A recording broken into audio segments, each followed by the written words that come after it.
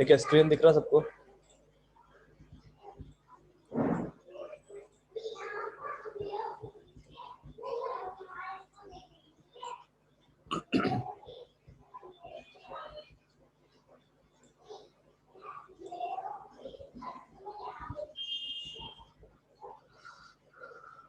Zn का charge होता है, Zn का चार्ज बदलता घटता है, उसके लिए यूज किया जाता है।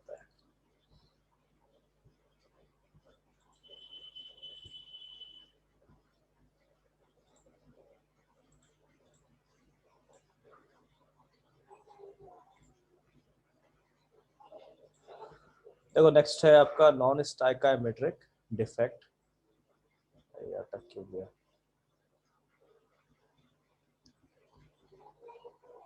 ये नॉन स्टाइकायोमेट्रिक डिफेक्ट पार्ट 2। अभी पार्ट 2 में क्या है?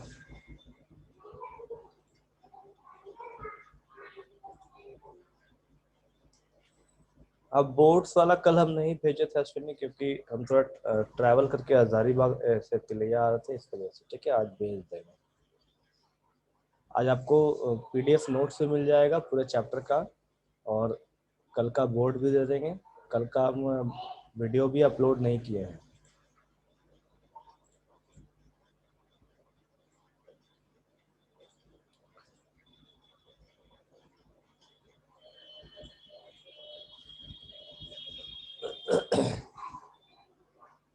मेटल डेफिशिएंसी डिफेक्ट, हमने वहाँ क्या देखा था? Metal access defect. यहाँ हम देखेंगे मेटल डेफिशिएंसी डिफेक्ट।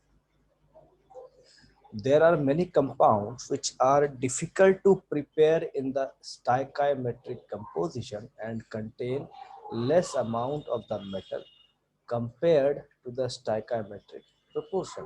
तो कहने का मतलब है कि बहुत सारे कंपाउंड्स हैं जिसमें हमको मेटल कम देखने को मिलता है। कब? जब हम उस कंपाउंड का या उस सॉलिड का प्रिपरेशन कर रहे हैं तब।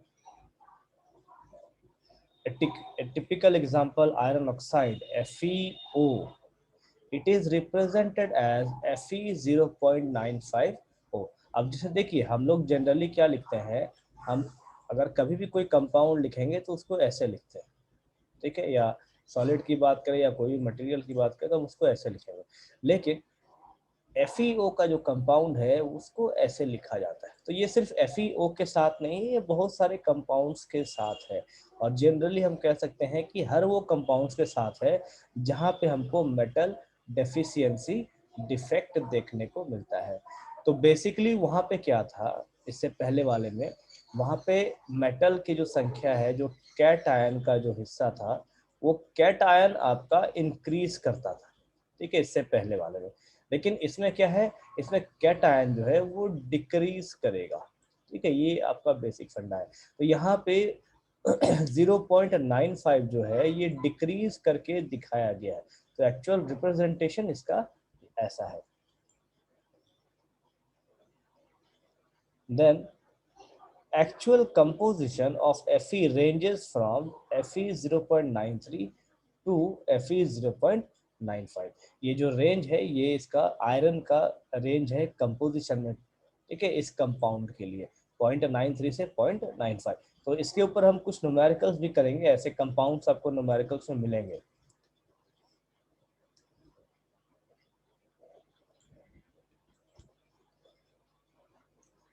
Then next point, in FeO crystals, some Fe2 plus cations, in FeO crystals, some Fe2 plus cations are missing, and the loss of positive charge is made up by the presence of required number of Fe3 plus ions. If 3 Fe2 plus ions are missing in their place, 2 Fe3 plus ions appear। अब जैसे देखो, ये जो भी मैं points पढ़ रहा हूँ हो सकता है दिमाग में नहीं घुस रहा हो, तो मैं एक एग्जांपल आपको दिखा रहा हूँ। देखिए, ये मान लीजिए हमारे पास सॉलिड है, किसका? तो FeO का, ठीक। अब इसमें से हम कुछ भी क्वांटिटी मान लेते हैं। अब जैसे मुझे इलेक्ट्रिकल न्यूट्रलिटी चाहिए, ठीक है, मैं लिख देता हूँ फॉर इलेक्ट्रिकल बैलेंस। ठीक है। इलेक्ट्रिकल बैलेंस अगर मुझे चाहिए तो इसका मतलब है कि जितना आयरन का आयंस है उतना ही ऑक्सीजन का भी आयन होना चाहिए। अब सपोज करो इसका +2 है और इसका -2 है, ठीक। तो हम क्या करेंगे, बैलेंस रखने के लिए हम करते हैं, मान लीजिए यहाँ पे हम ले लेते हैं इसको 20, ठीक। अगर आयरन 20 है तो ऑक्सीजन जो है ये भी 20 होना चाहिए, तब जाके मेरा इलेक्ट्रिकल बैलेंस रहेगा दोनों में। अब ये डिफेक्ट कहता क्या है कि मैं क्या करता हूँ, इसके जगह पे आयरन को निकाल देता हूँ। कितना आयरन निकाल दें, मान लो 2 आयरन हमने यहाँ से निकाल दिया, ठीक। तो अगर 2 आयरन निकाल दिया तो कितना यहाँ बचेगा, यहाँ बचना चाहिए 18, ठीक है। यहाँ मैं लिख देता हूँ रिमूव, ठीक है। अगर रिमूव किया तो हमारे पास 18 बचेगा सिर्फ। अब 18 बचेगा मतलब हमने यहाँ से चार्ज कितना निकाल दिया, हमने यहाँ से चार्ज निकाल दिया +4, ठीक। अब इस +4 को बैलेंस कौन करेगा, तो इसको बैलेंस करने के लिए हम इसमें क्या यूज करते हैं, हम इसमें यूज करेंगे Fe3+।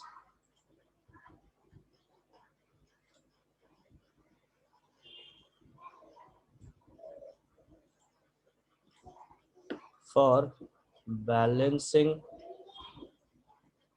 Charge we use Fe3+, ठीक है। चार्ज बैलेंस करने के लिए हम क्या करेंगे, Fe3+ को यूज करेंगे। और इसकी वजह से क्या होता है कि आयरन का जो 2+ वाला आयन है वो यहाँ से रिमूव हो जाएगा, ठीक है। तो जगह आपको खाली भी देखने को मिलेगा। मान लीजिए यहाँ पे आपका Fe है, मैं यहाँ सिर्फ F लिख रहा हूँ, ठीक है। यहाँ Fe कर देते हैं, बाद में कंफ्यूजन ना हो, ठीक है। मान लीजिए Fe है हर जगह पे, तो क्या होगा कि Fe का जो जगह है वो खाली होता हुआ दिखेगा मुझे, ठीक। जैसे वहां पे हमको ज्यादा दिखता था, यहाँ पे हमको कम दिखेगा, और कोई बात नहीं है, बस है दोनों का यही फर्क।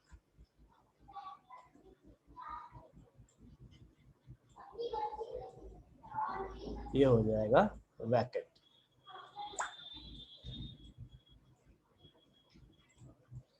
ठीक है। चलो मैं इसका फिगर भी आपको दिखा देता हूँ।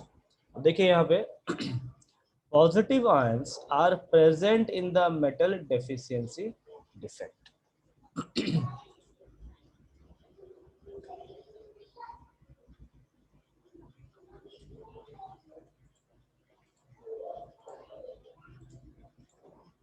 The extra negative charge in the lattice is balanced by metal ion having higher positive charge. Next, this type of defect is shown by metals which show variable oxidation state. ये उन्हीं metals के द्वारा दिखाया जाता है जिनका variable oxidation state होता है। तो variable oxidation state किसका होता है, वो होता है D block elements का, ठीक है। तो इस टाइप के डेफिशिएंसी जो है वो जनरली हमको कहाँ देखने को मिलेगा, डी ब्लॉक वाले के साथ। और इससे पहले वाला जो मेटल एक्सेस डिफेक्ट था वो जनरली कहाँ दिखता था, तो एस ब्लॉक में अल्कली मेटल्स के साथ। Example FeS, FeO, VOX, NiO, CuI etcetera, ठीक है। अब यहाँ पे जो x है, इस x का कुछ भी वैल्यू हो सकता है, चाहे वो 0.5 हो, 0.95 हो, 1.25 हो, इस टाइप से कुछ भी हो सकता है।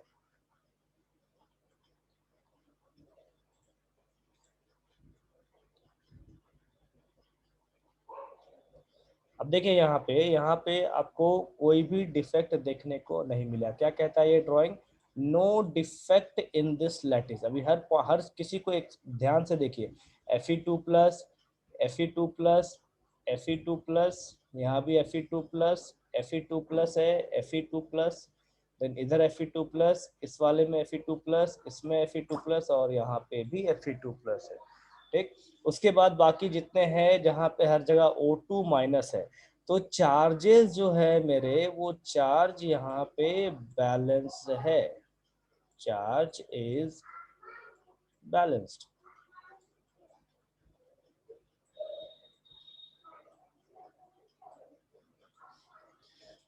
देन अब देखो इसने यहाँ पे एग्जाम्पल दिया गया है कि 10 Fe2+ है। अगर 10 Fe2+ है मतलब टोटल चार्ज हो जाएंगे 20। ठीक है, टोटल प्रोटॉन्स की संख्या कितनी हो जाएगी 20। तो रेशियो क्या होगा Fe:2 का 1:1 का ये रेशियो, मतलब ये हमको स्टाइकायोमेट्री दिखा रहा है। ठीक है, मैं एक बार फिर से रिपीट कर दे रहा हूँ, ये हमें स्टाइकायोमेट्री दिखा रहा है। स्टाइकायोमेट्री का मतलब है कि परफेक्ट अरेंजमेंट ऑफ आयंस या perfect arrangement of charges.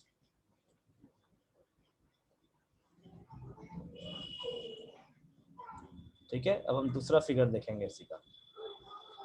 Lattice with defect मतलब मेटल डिफिशियंसी डिफेक्ट। अब इस जगह पे आप देखो Fe2+ हर जगह है, यहाँ पे Fe3+ दिया गया है। ठीक, उसके बाद यहाँ पे Fe3+ दिया गया है, और ये जो जगह है ये आपका वैकेंट है। अभी आप गिन के बताइए टोटल चार्ज कितने हैं, प्लस और माइनस, टोटल प्लस और माइनस चार्ज फटाफट गिन के बताइए।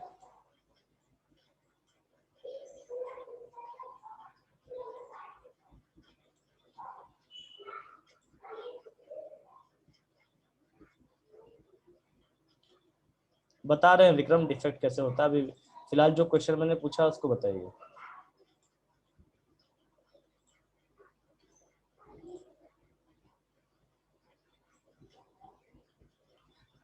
टोटल प्लस और माइनस चार्ज गिनना है प्रियंका।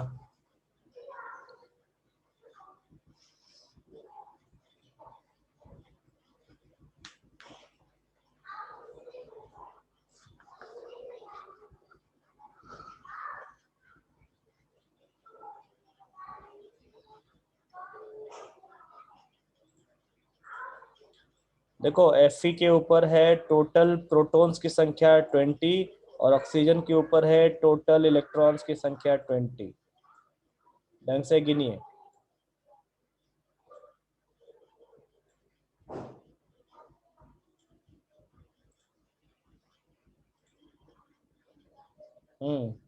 विक्रम का दोनों सही है।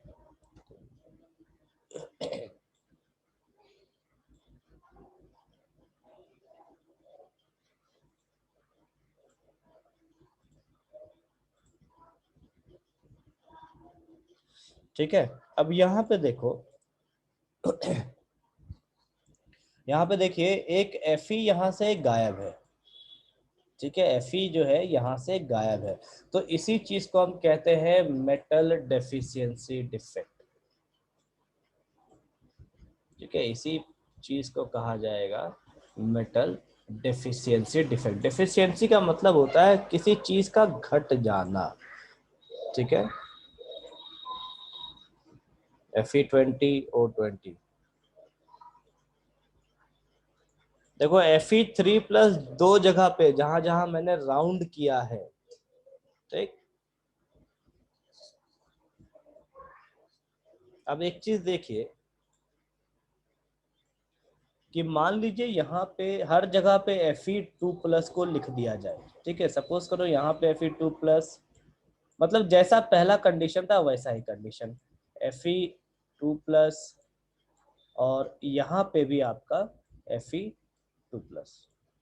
ठीक है, तो इससे क्या होगा, अब आपका चार्ज पहले के जैसा बैलेंस हो गया। ठीक है, पहले भी 20 था, फिर से 20 हो गया। लेकिन जब हम Fe3+ इसमें, जब यहाँ पे iron Fe3+ variable sorry valency दिखाना चालू कर देता है, तो उस कंडीशन में क्या होगा कि चार्जेस बैलेंस रहने चाहिए। देखो किसी भी मेटालिक चीजों में आपका अगर चार्ज बैलेंस नहीं है तो इलेक्ट्रिकल कंडक्टेंस ढंग से नहीं हो सकता। ठीक, और मेटल की टेंडेंसी होती है कि वो अच्छे से इलेक्ट्रिक को कंडक्टिविटी शो कर सके। ठीक, तो पहले Fe2+ था, तो टोटल Fe2+ कितने हैं 6। तो अगर हम Fe3+ यूज करेंगे तो हमें कितना यूज करना पड़ेगा, कम से कम 2 Fe3+ चाहिए, तब जाके हमको 6 चार्ज देखने को मिलेगा, +6 चार्ज। तो इस कंडीशन में Fe3+ दो जगह आता है, एक यहाँ पे और एक इस जगह पे। तो चार्ज तो हमारा बैलेंस हो गया, लेकिन अगर यहाँ से देखो, अगर इस जगह से जहां मैं ब्लू टिक कर रहा हूं, यहां से देखिए, अगर यहां से आपका Fe2+ रिमूव नहीं होगा तो क्या हमारा चार्ज बैलेंस होगा? बिल्कुल भी नहीं रह सकता। अगर Fe2+ रिमूव नहीं होता है तो उस कंडीशन में जो आयरन है उसका चार्ज कितना हो जाएगा? वो हो जाएगा 22। ठीक है, वो चार्ज बढ़ जाएगा, जो कि संभव नहीं है। ठीक है, बैलेंस रहने के लिए एक आयन को वहां से निकलना पड़ता है, तो वो जगह हो जाता है खाली, जिसको हम कहते हैं मेटल डेफिशिएंसी डिफेक्ट। ठीक है, तो ये इसका बेसिक फंडा है। अभी देखिए, मेटल मेटल में डेफिशिएंसी या इम्प्यूरिटी या कुछ भी हो, मतलब डिफेक्ट, कैसा भी डिफेक्ट हो, हर डिफेक्ट के पीछे एक लॉजिक है, एक रीजन है। अभी रीजन या लॉजिक क्या है? तो जब मेटल मतलब बन रहा होता है, जैसे देखो लोहा वगैरह है, तो लोहा या यूं कहे जो भी मेटल्स है वो अर्थ के अंदर में पाया जाता है।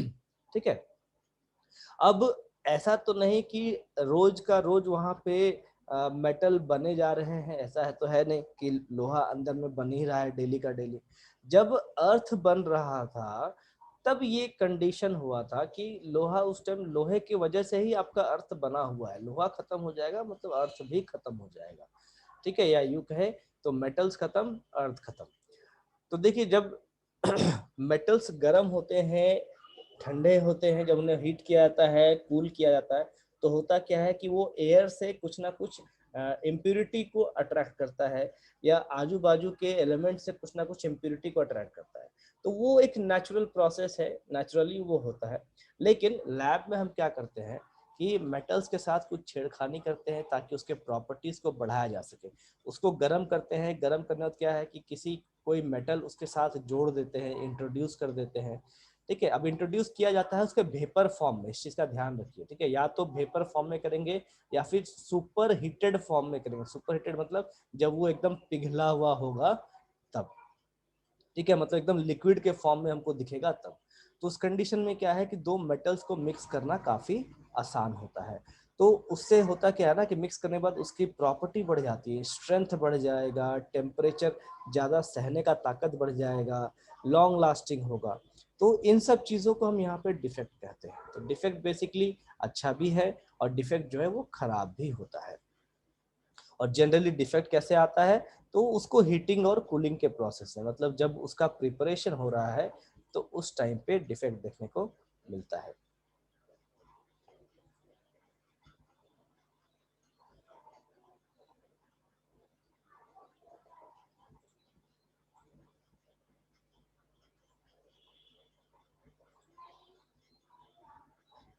तो यहाँ पे देखिए, there should be 10Fe2+ but actually 7Fe2+ है। ठीक है, यहाँ पे टोटल में 10Fe2+ होना चाहिए, लेकिन है कितना? एक्चुअली 7 है। तो 7 के जगह पे 2Fe3+ को इंट्रोड्यूस कराया गया है, या फिर 2Fe3+ अपने दूसरे वेरिएबल, अपने दूसरे वैलेंसी में चला आता है। Ions are present and there are 10O2- ions are present. ठीक है, तो पहले हमने क्या लिया था? पहले हमने Fe को लिया था टोटल 10, तो 10 के वजह से हमको 20 चार्ज देखने को मिला था, तो एक 20 प्रोटॉन्स। और ऑक्सीजन हमने कितना लिया था? 10, तो इसके वजह से हमको क्या देखने को मिला? 20 इलेक्ट्रॉन्स। ठीक है, लेकिन अब देखो क्या है नेक्स्ट में, क्या है हमारे पास? नेक्स्ट है हमारे पास 10 में से सिर्फ 7 ही Fe हैं। तो अगर 7 Fe है, इसका मतलब है कि टोटल 14 प्रोटॉन होंगे। ठीक है, तो 14 प्रोटॉन है, हमको चाहिए कितना? तो 20 चाहिए, इसीलिए 2Fe3+ को इंट्रोड्यूस कराया गया। ठीक, जिसके वजह से हमको क्या मिला? 6 प्रोटॉन। तो ये दोनों आपस में मिलके हमको कितना दे दिए? 20 प्रोटॉन। अब जाके हमारा जो सॉलिड है या जो कंपाउंड है वो हमारा बैलेंस है। Next point, there is one metal ion site vacant indicating metal deficiency defect. तो ये जो पॉइंट है ये हमारा वैकेंट है, और ये हमको बतलाता है कि ये मेटल का डेफिशिएंसी है, मतलब यहाँ पे से मेटल गायब है। FeO is in the ratio 0.93 to 0.95:1। यहाँ पे 0.93 0.95 जो है ये आयरन का रेशियो है और 1 जो है वो ऑक्सीजन का। क्यों? क्योंकि 1 यहाँ पे कंप्लीट है, सॉरी ऑक्सीजन यहाँ पे कंप्लीट है 10 का 10, लेकिन आयरन जो है वो कम है। क्लियर है यहाँ पे डेफिशिएंसी डिफेक्ट?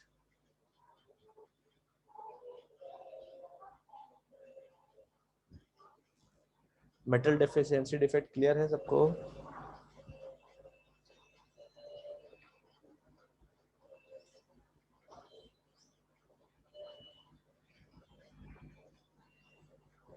देखो ये ड्राइंग्स काफी इंपॉर्टेंट है, ठीक है।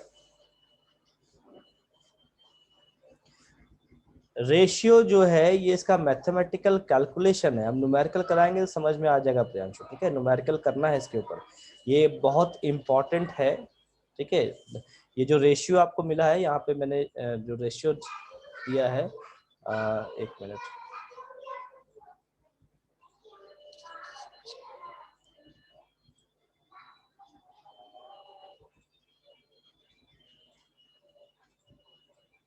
आप ये जो रेशियो देख रहे हो ये बहुत इंपॉर्टेंट रेशियो है, ठीक है। FeO के ऊपर 2-3 न्यूमेरिकल आते हैं, ठीक है। सिर्फ डेटा चेंज होता है, बाकी कुछ नहीं। रेशियो आंसर जो है आपका वो यही आएगा, तो न्यूमेरिकल मैं कराऊंगा इसके ऊपर।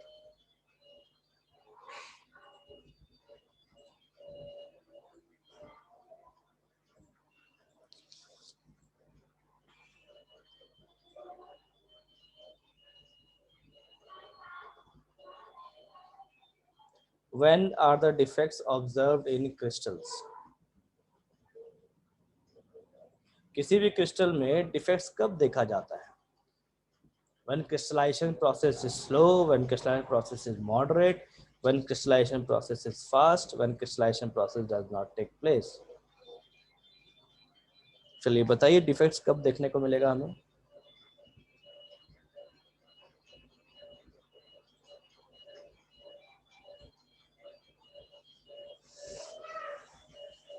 बाकी लोग?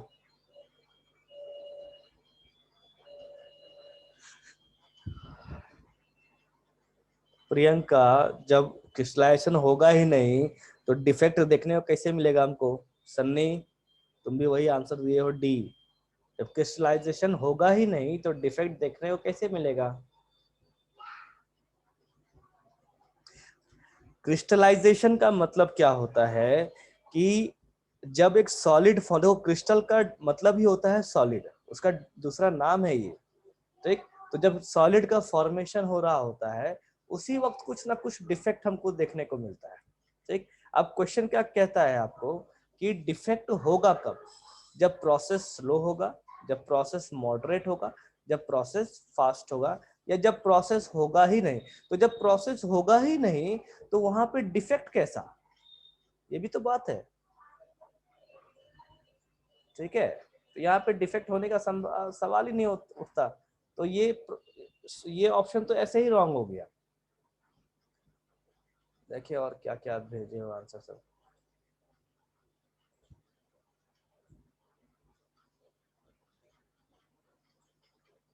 चलो आंसर दे देखते हैं।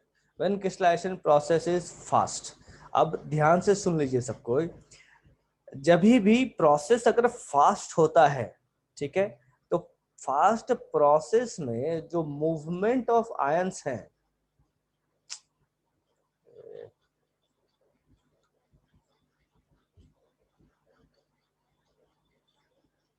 फास्ट प्रोसेस में मूवमेंट ऑफ आयंस जो है वो बहुत रैंडम होता है,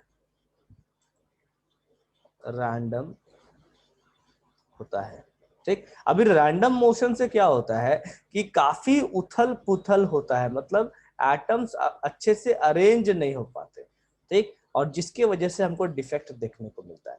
तो अगर प्रोसेस स्लो है तो स्लो प्रोसेस में क्या है कि एटम्स अच्छे से ऑर्गेनाइज हो सकते हैं, आयंस अपने पोजीशंस को अच्छे से अक्वायर कर सकते हैं, ठीक है। तो इस वजह से डिफेक्ट हमको वहां देखने को नहीं मिलेगा। मॉडरेट प्रोसेस में भी हमको डिफेक्ट काफी कम देखने को मिलता है, ठीक है, क्योंकि मॉडरेट प्रोसेस जो है उसमें भी एटम्स का ऑर्गेनाइजेशन अच्छे से होता है, लेकिन फास्ट प्रोसेस में एटम्स का अरेंजमेंट अच्छे से हो नहीं सकता, जिसके वजह से हमको यहाँ पे डिफेक्ट देखने को मिलेगा।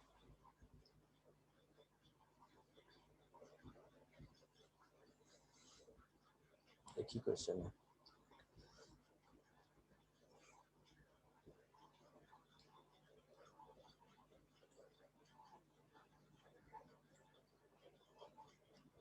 अभी बताइए किसको समझ में आया, किसको नहीं आया।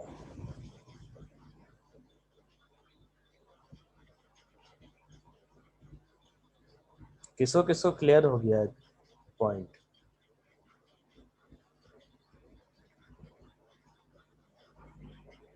हैं।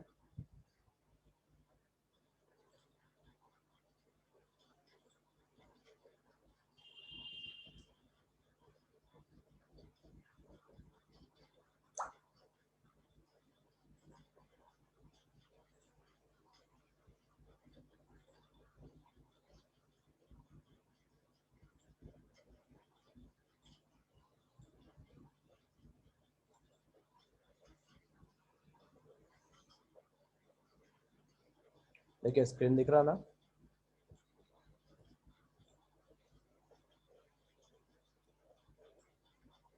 देखिए आपके चैप्टर का ये one of the most important topic फिर से चालू हो रहा है, और ये जो टॉपिक है ये आपके लिए इम्पॉर्टेंट ज़्यादा इसलिए भी है क्योंकि ये फिजिक्स में भी पढ़ना है और केमिस्ट्री में भी पढ़ना है, दोनों के कॉन्सेप्ट्स एक जैसे ही हैं, ठीक है। तो ध्यान रखोगे, नोट्स आप दोनों का कहीं भी लिख सकते हो, ठीक है। फिजिक्स में थोड़ा ज़्यादा आएगा, जैसे फिजिक्स में आपको सेमीकंडक्टर्स वगैरह पढ़ना है, केमिस्ट्री में आपको सेमीकंडक्टर्स नहीं पढ़ना, ज़्यादा थोड़ा बहुत पढ़ना है, उसमें एन टाइप और पी टाइप सेमीकंडक्टर्स पढ़ने हैं, ठीक। केमिस्ट्री में ज़्यादा नोट्स यूज़ नहीं करना, लेकिन वहाँ पे आपको ज़्यादा नोट्स यूज़ करना है। और बैंड थ्योरी हम पढ़ेंगे, बैंड थ्योरी केमिस्ट्री में भी है, फिजिक्स में भी है, तो आपको दोनों जगह पे काम आ जाएगा।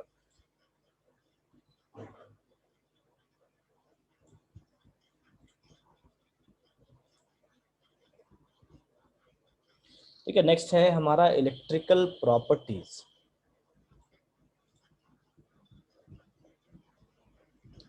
अब देखिए यहाँ पे पीरियोडिक टेबल में हमारे पास मेटल्स हैं, तो मेटल्स हम जनरली जानते हैं, क्या लिखे मुझे पीडीएफ नहीं दिख रहा, पीडीएफ थोड़ी दिखा रहे हैं, स्क्रीन नहीं दिख रहा है क्या सबको? स्क्रीन सबको दिख रहा है क्या?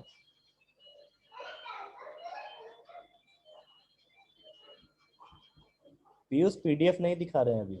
नहीं, अच्छा एक सेकंड, कुछ कुछ लोगों को नहीं दिख रहा है, ठीक है मैं वापस से शेयर करता हूँ।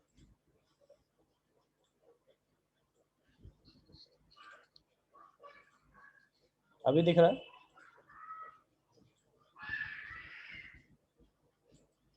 अभी दिख रहा है स्क्रीन?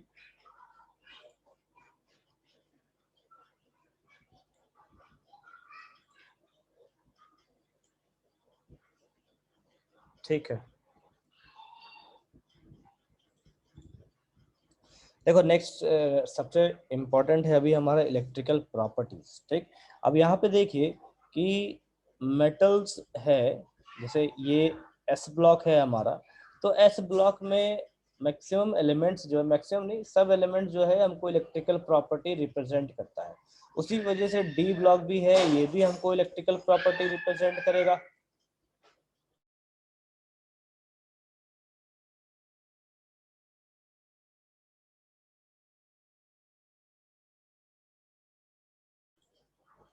ठीक है, अब जैसे देखिए बहुत सारे एलिमेंट्स हैं, जैसे मेटलॉइड्स यहाँ पे आप देखोगे, तो मेटलॉइड्स की जो प्रॉपर्टीज है वो कुछ कम होती है मेटल से, ठीक है। तो इस वजह से हम क्या करते हैं कि एक एलिमेंट को दूसरे एलिमेंट में मिक्स करते हैं, और उसके वजह से हम क्या करते हैं, इलेक्ट्रिकल प्रॉपर्टी को इंक्रीज करते हैं। तो ये सभी कुछ हम यहाँ पे पढ़ेंगे।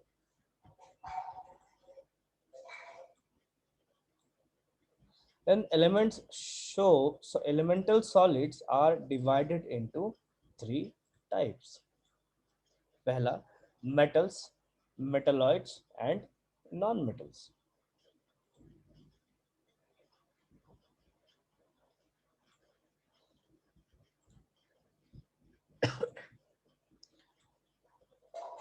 Metals, good conductor of heat and electricity. Why are metals good conductors of electricity? कौन बताएगा metals electricity या good conductor क्यों होता है?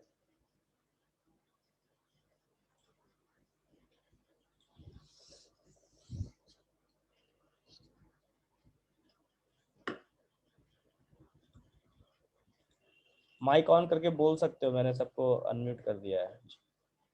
Due to mobile electrons, electrons free to move. हाँ ठीक है अश्विनी, जया आपका भी ठीक है. बाकी लोग इलेक्ट्रॉन्स कैरी. विक्रम पूरा आंसर लिखो विच कैरी के बाद. विक्की ठीक है आंसर. विक्रम इलेक्ट्रिसिटी नहीं होता है, मेटल्स में मोबाइल इलेक्ट्रॉन्स होते हैं जो फ्रीली मूव कर सकते हैं.